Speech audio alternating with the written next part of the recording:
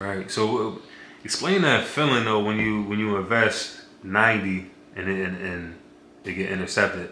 Like, listen, you just chalk it to the game, or it's just like. I done lost again after that. I lost. That time I just wasn't in a position to take the loss. That's what be mattering. Like probably about in 19 when I was running, I lost 100 in the mill, and it didn't really affect me as much because I'm making like $18,000 a day. Plus I had like 200 racks already put up, so it didn't bother me that much. But if it was my last 100, it would have fucked with me a little more. So, you know, I was just able to focus on the solution with the 90. As time went by, I just saw it was a blessing in disguise that the people come while I got the 90. You know what I'm saying? Ain't no telling they're gonna find bills and that I done got from them serving. You see what I'm saying? So it was just a blessing in disguise. So after that situation, you said that was 2012. That was 2012. So that ain't scare you or nothing for you to like kind of fall back. Nah, it wasn't really scary enough because you know the way I just move, the way I do things. I'm a old timer told me something, bro, and it stuck with me. He said treat the game like dominoes, all money ain't good money. You know, play dominoes. So it's just like I always thought safety first before the money. I knew I could get some money, but I always put myself in a position where it can't, like safety. I'm safe doing it. You know, so I never was scared. Nah, I wasn't scared coming back out because did you it wasn't my mistakes. Like I was getting hit off of other niggas' errors. You know what I'm saying? It wasn't really my mistake. So through that time, when you jump back out there until 2019, did you face any other like arrests in between that time? Nah, I moved it. I came home. I probably did bad for a little while, like a year or so. And I buzzed back out. And just learning, I just moved slower. You know what I'm saying?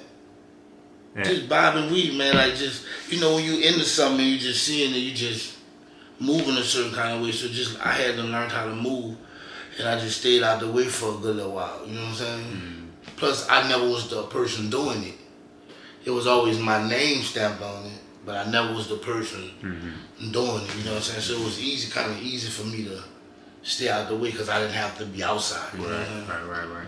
So at any point at this time, are you trying to like take the rap thing a little more serious to try to get you like 14, a foot out? I started Supreme Clientele. After that happened, and I cranked back up. 14, we started Supreme Clientele as a collective, like me and a group of friends at the time, partners of mine. We was sitting in there. We came up with the label. So 14, I started taking it serious.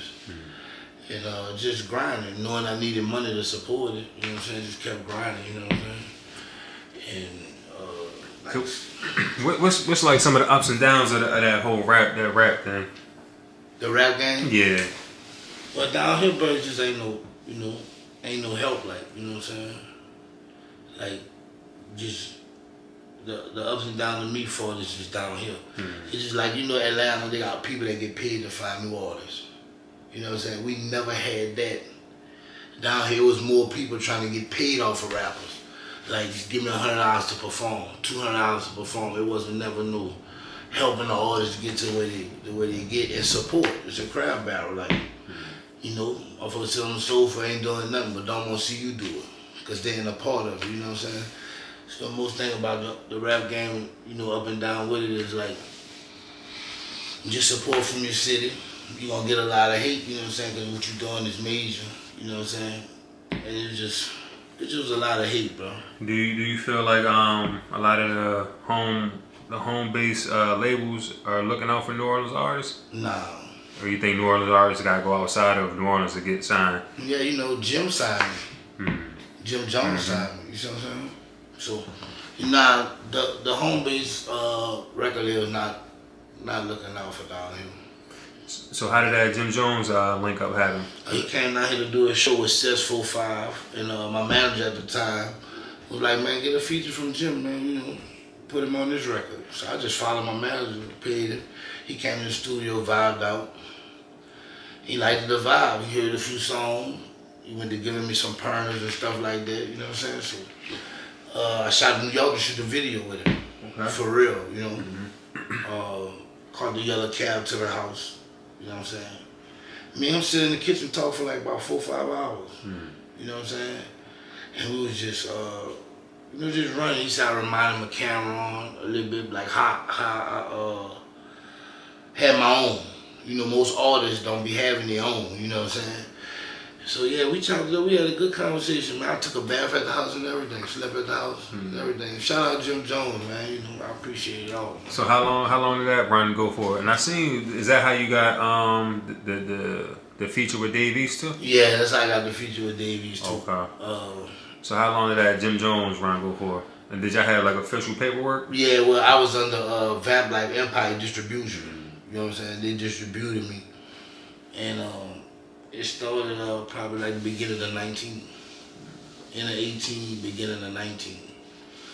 And after that, you know, we was just running. I was going out of town with them everywhere, moving with them. Yeah, we had gained a nice relationship, man. You know what I'm saying? Just moving around with them. Right. And they like he wanted me to move with him, you know what I'm saying? Because I got along with everybody. You know, I was real cool with everybody.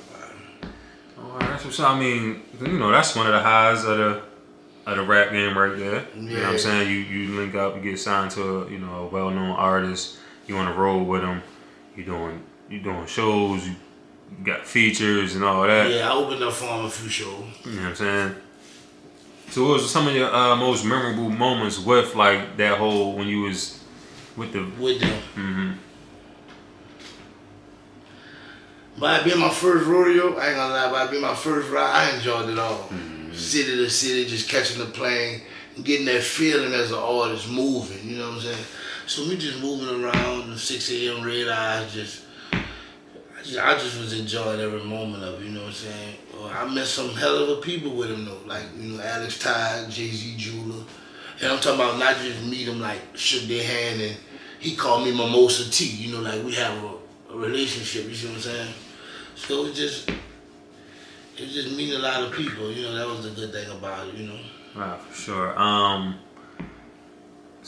So what happened as far as that relationship? With Jim. Yeah. Well, before we even get to that, the kind of like, without, you don't gotta, you know, do too much about the money and everything. I'm gonna talk about the contract because Jim got a little history of, you know, he signed new artists to some vicious deals. There's right. 10 album deals and like, you know. He ain't hit me like that. He ain't get me like that. He was I guess by him probably going through that in his earlier days, he probably a little more subtle now, you know what I'm saying? So it was just a situation to help me.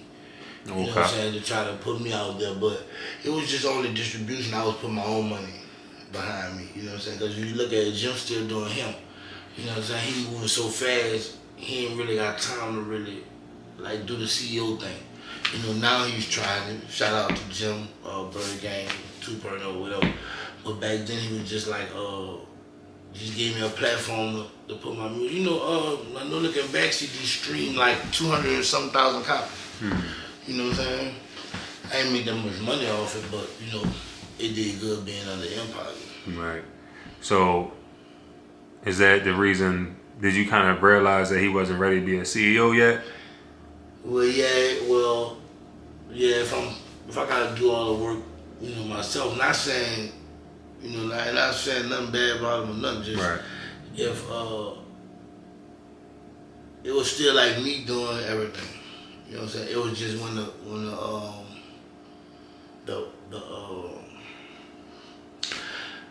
the project get put out, they'll just distribute it. You know what I'm saying? But it wasn't no big budget behind it. I had 8 billboards in the city I paid. You know, I was doing everything out of my pocket, you know what I'm saying?